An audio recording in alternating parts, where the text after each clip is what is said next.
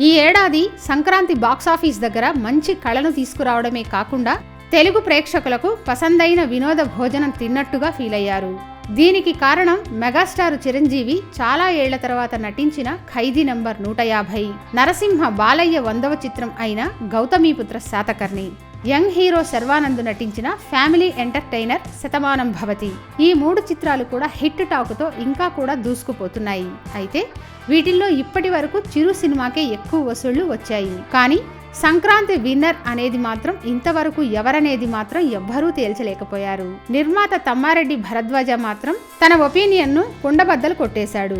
ముందుగా చిరంజీవి ఖైదీ గురించి చెప్తూ బాస్ ఈజ్ బ్యాక్ అంటూ వచ్చిన చిరంజీవి సినిమా చాలా బాగుంది, కానీ అది తమిళ్ మూవీ కత్తి అని చెప్పకుండా ఉంటే బాగుండేది అని చెప్పాడు. ఇక సినిమాకు వస్తున్న కలెక్షన్స్ కూడా సూపర్ అంటూనే ఎంతైనా మెగాస్టార్ ఎప్పటికీ మెగాస్టారే అంటూ పొగిడేశాడు.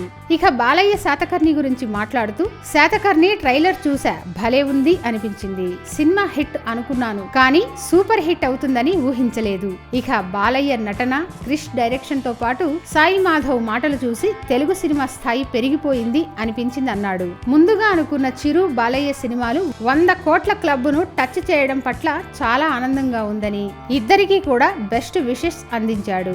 చిన్న సినిమాగా వచ్చిన శతమానం భవతి పెద్ద హిట్ అయిందని చెప్పిన తమ్మారెడ్డి ఈ ముగ్గురులో సంక్రాంతి విన్నర్ ఎవరు అన్నదానికి మాత్రం ఆన్సర్ చెప్పకుండానే దాటేశాడు. కానీ మెగాస్టార్దే ఈ సంక్రాంతి అని మాట్లాడుకుంటున్నారు ఫిలిం నగర వాసులు.